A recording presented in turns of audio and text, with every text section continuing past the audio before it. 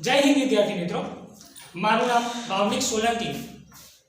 આપણે આજથી એટલે કે એક શરૂઆત કરવા જઈ રહ્યા છીએ। તમારું ધોરણ 10 એ પહેલા હું તમને વાત કરું કે અત્યારે હાલ જે કોરોનાની જે મહામારી ચાલી રહી છે, તમે બધા જાણો છો પરિસ્થિતિ કેવી છે। તમે બધા ઘરે જ હશો, સુરક્ષિત હશો। અત્યારે બધા કહે છે ને કે કામ વગર ઘરની બહાર નીકળવું જોઈએ નહીં, બરાબર? એટલે તમે લોકો ઘરે હશો, સુરક્ષિત હશો। હવે એક બીજી વસ્તુ કે ગવર્મેન્ટે હમણાં તમારું જે 9મું ધોરણ જે હતું એ 9મા ધોરણને સરકારે માસ પ્રમોશન જાહેર કર્યું, બરાબર? તમે બધા તો ખુશ થઈ ગયા છો કે હાઈસ હવે 9મામાંથી આપણે પાસ થઈ ગયા છીએ, હવે આપણે સીધા 10મામાં પરીક્ષા આપ્યા વગર આપણે 10મામાં જતા રહીશું, એવું તમે લોકો બધા વિચારતા હશો।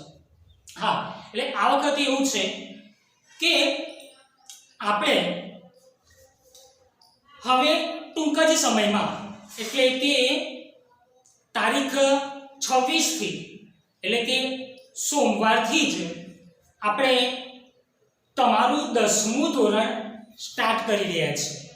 જેમ કે તમારો સમય બગડે નહીં, કેમ કે તમે લોકો જાણો છો કે 10મા ધોરણમાં જે તમને સમય મળવો જોઈએ એવો પૂરતો સમય મળે એને ધ્યાનમાં રાખીને આપણી સ્કૂલે એવું નક્કી કર્યું છે કે 9મા ધોરણનું ઝડપથી પૂરું કરી દીધું છે। આપણે મોસ્ટ ઓફ બધા જ વિષયમાં ટોટલી સિલેબસ પણ પૂરો થઈ ગયો, એટલે આપણે શું કરવા જઈ રહ્યા છે, ઝડપથી તમારું 10મું ધોરણ ચાલુ થઈ જાય અને તમે 10મા ધોરણની તૈયારી કરવા લાગો એ માટે હવેથી મેં તમને કીધું એ પ્રમાણે 26 તારીખથી એટલે કે સોમવારથી તમારી એપ્લિકેશનમાં જેમ તમે 9માના વિડીયો જે જોતા હતા એ જ જગ્યા ઉપર તમારા 10મા ધોરણના વિડીયો બધા જ વિષયમાં ચાલુ થઈ જશે।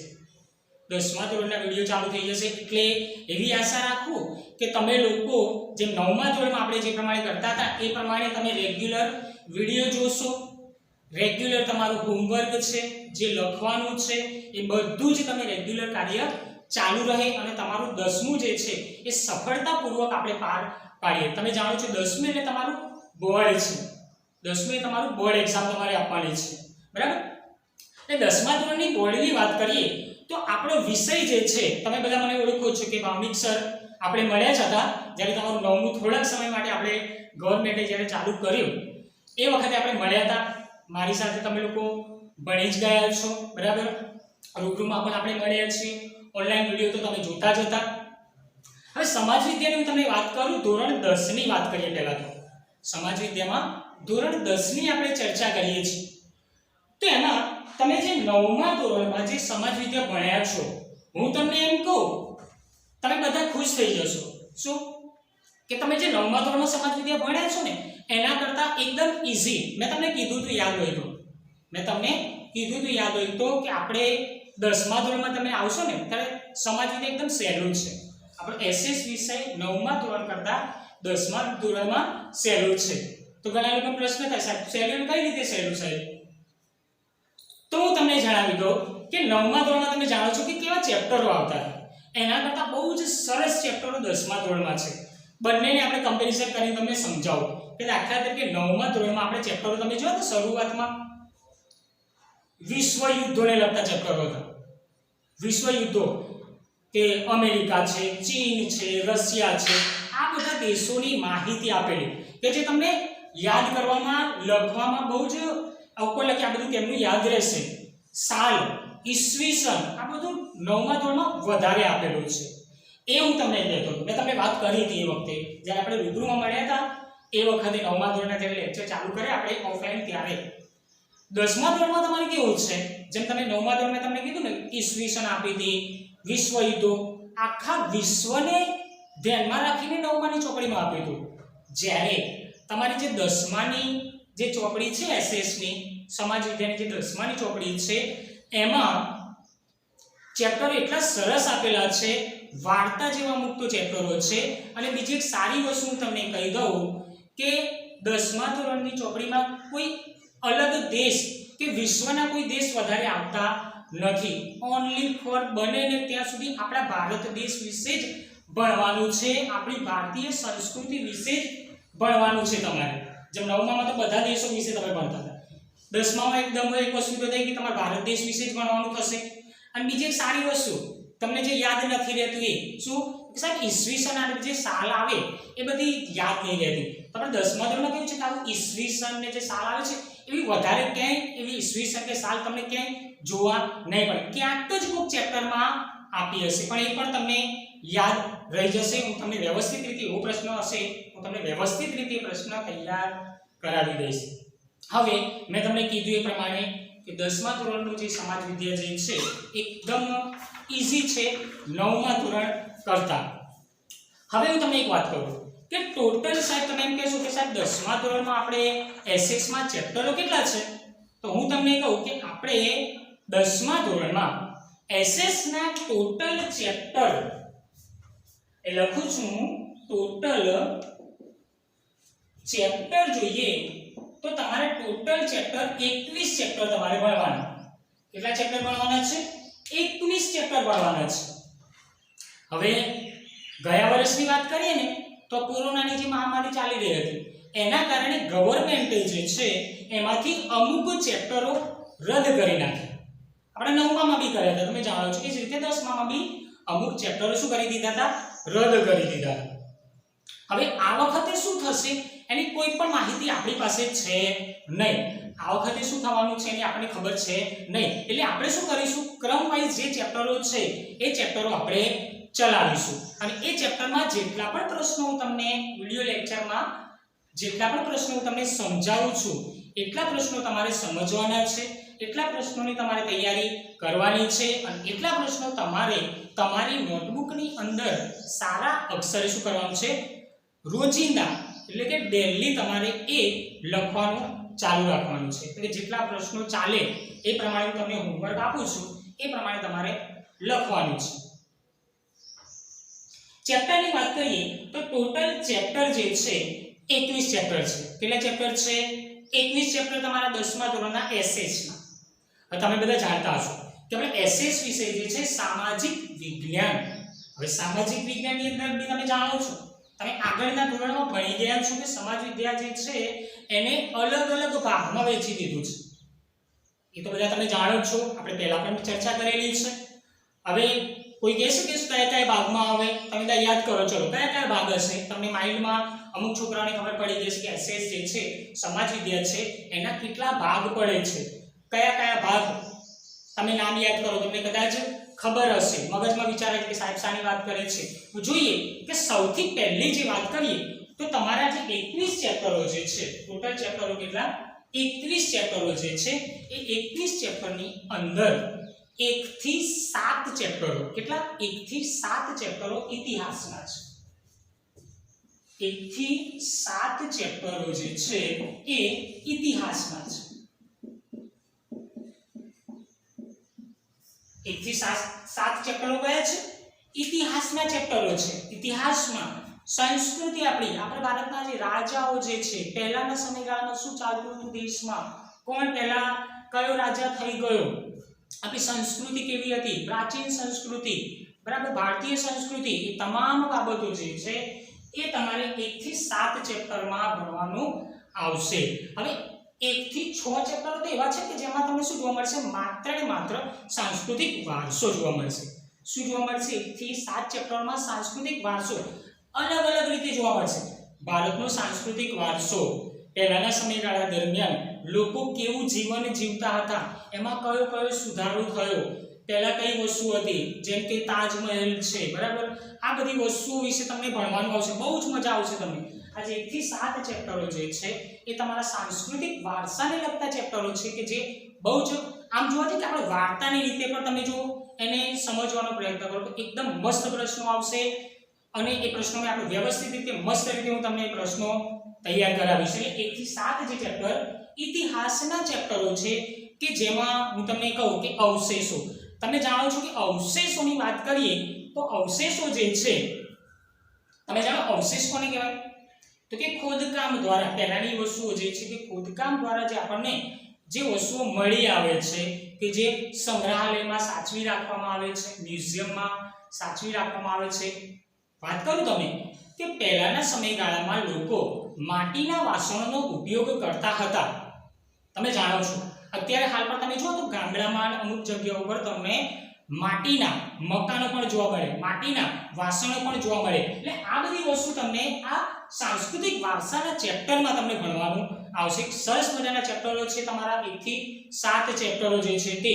ત્યાર પછી આગળ 7મું ચેપ્ટર જે આવશે એમાં શું આવશે? આપણી સંસ્કૃતિનું જતન કઈ રીતે કરીશું, આપણે અત્યારે હાલ આપણી સંસ્કૃતિને કઈ રીતે આપણે બચાવી રહ્યા છે કે કઈ રીતે સંસ્કૃતિનું સંરક્ષણ કરવું જોઈએ, કઈ રીતે આપણે સંસ્કૃતિને બચાવવી જોઈએ. જેમ કે તાજમહેલ છે, આ બધા જોવાલાયક સ્થળો છે.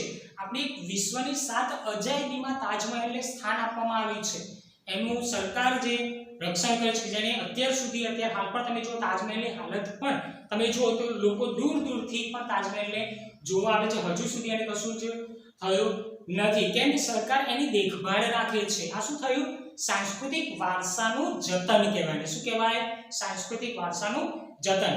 એટલે ટોટલ તમારા 1 થી 7 ચેપ્ટરો જે છે એ ઇતિહાસના ચેપ્ટરો છે. ત્યાર પછી ચેપ્ટર નંબર 8 ની વાત કરીએ તો ચેપ્ટર નંબર 8 થી લઈને 14,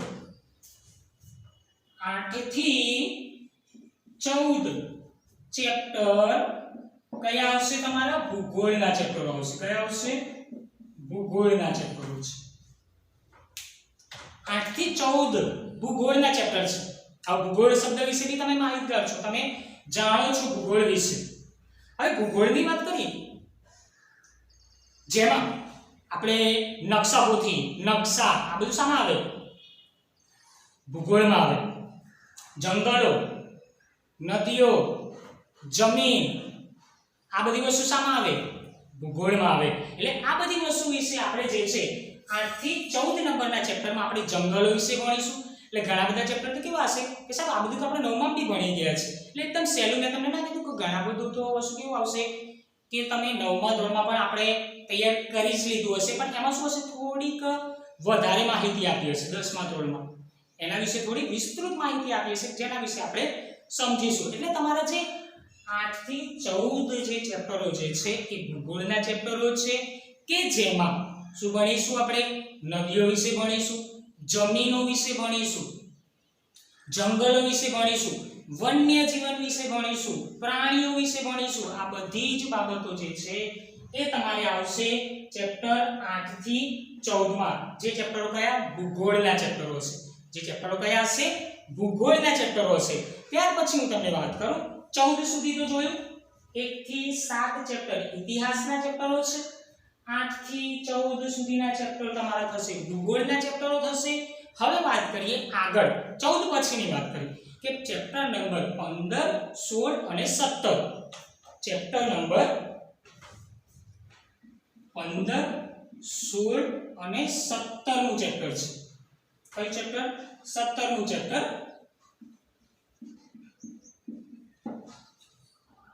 ચેપ્ટર નંબર 15, 16 અને 17નું જે ચેપ્ટર જે છે એ 17નું ચેપ્ટર તમારું થશે અર્થશાસ્ત્ર. કયો? અર્થશાસ્ત્ર. ચેપ્ટર નંબર જે 17 જે છે એ તમારું અર્થશાસ્ત્ર. હવે સાહેબ તમે જાણો છો અર્થશાસ્ત્ર ને તમને પહેલા પણ કીધેલું છે અર્થશાસ્ત્ર, કેમ કે 9મા ધોરણમાં પણ આ વિષય ભણી ગયા છો તમે. અર્થશાસ્ત્રમાં શું આવે? તો અર્થશાસ્ત્રમાં ઇકોનોમિક્સ આવે. બધું ઇકોનોમિક્સ અંગ્રેજી શબ્દ છે. હવે ઇકોનોમીમાં શું? પૈસા છે. દેશ વિદેશની વાત કરીએ તો વૈશ્વિકીકરણ છે. એક દેશની આવક બીજા દેશની આવક સાથે સરખાવવામાં આવે. જેમ કે આપણો રૂપિયો, અમેરિકાનો ડોલર, બંનેની એકબીજા સાથે સરખામણી કરવામાં આવે. એક દેશ બીજા દેશ સાથે શું કરે છે? વેપાર કરે છે. એક દેશ બીજા દેશ સાથે વેપાર કરે છે. એ બધું શામાં આવે? અર્થશાસ્ત્રમાં આવે. આપણી જે ઇકોનોમી જે છે, આપણા દેશનો જે વ્યવહાર જે છે, પરિવહન છે, એક જગ્યાએથી બીજી જગ્યાએ જવું, કઈ કઈ રીતે આપણે જેમ જોઈએ કે રેલ માર્ગ છે, હવાઈ માર્ગ છે, બરાબર, જળ પરિવહન છે, વિશ્વ વ્યાપાર છે, આ તમામ બાબતો વિશે ભણવાનું તમારે શામાં આવશે? અર્થશાસ્ત્રમાં. એટલે અર્થશાસ્ત્રના ચેપ્ટરો કયા છે? 15, 16 અને 17નું ચેપ્ટર તમારું થશે અર્થશાસ્ત્રનું. ચેપ્ટર 15, 16 અને 17મું ચેપ્ટર તમારું કયું થશે? અર્થશાસ્ત્રનું ચેપ્ટર થશે. હવે આપણે આગળ જોઈશું. તમારું ચેપ્ટર નંબર 19, 20 અને 21 ટોટલ 21 ચેપ્ટરો છે, જેમાં 19 એટલે કે 18, 19, 20 અને 21. 18, 19, 20 અને 21. બરાબર.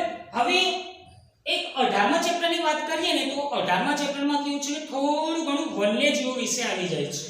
એમાં થોડી વિસ્તૃત માહિતી પણ આપેલી છે. ત્યાર પછી 19, 20 અને 21મું જે ચેપ્ટર જે છે એ 19, 20 અને 21મું જે ચેપ્ટર જે છે એ આમ તો જોવા જઈએ તો 18, 19, 20 અને 21મું ચેપ્ટર નાગરિક શાસ્ત્ર. ચેપ્ટર 18, 19, 20 અને 21. 18, 19, 20, 21 તમારા છેલ્લા જે ચેપ્ટરો જે છે ને એ તમામ ચેપ્ટરો શાના આવશે? નાગરિક શાસ્ત્રના આવશે. એ તમામ ચેપ્ટરો કયા આવશે? નાગરિક શાસ્ત્રના આવશે. 18, 19, 20 અને 21મું ચેપ્ટર. હવે એના પછી હું તમને વાત કરું તો કે નાગરિક શાસ્ત્રમાં તમારે શાના વિશે ભણવાનું આવશે? તો નાગરિક શાસ્ત્રમાં તમારે શું આવશે? જો નાગરિક એટલે આપણે બધા પોતે આપણે ભારતના નાગરિક છીએ. આપણે લોકશાહી દેશ છે. ભારત દેશ કેવો છે?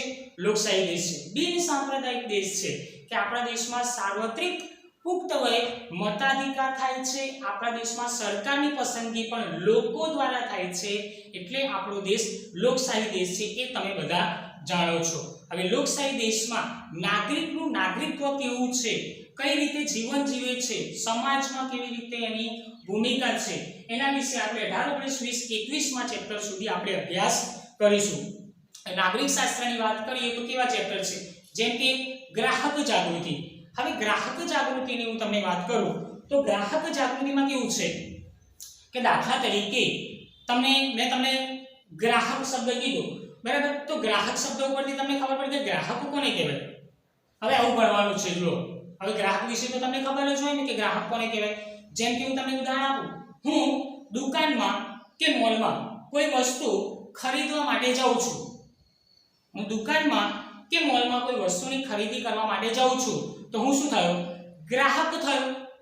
દુકાનદાર વસ્તુ વેચે છે એ દુકાનદાર, હું ખરીદું છું તો હું ગ્રાહક. એટલે આવી બધી વસ્તુ જે છે એ તમારે નાગરિક શાસ્ત્રમાં ભણવાનું આવશે.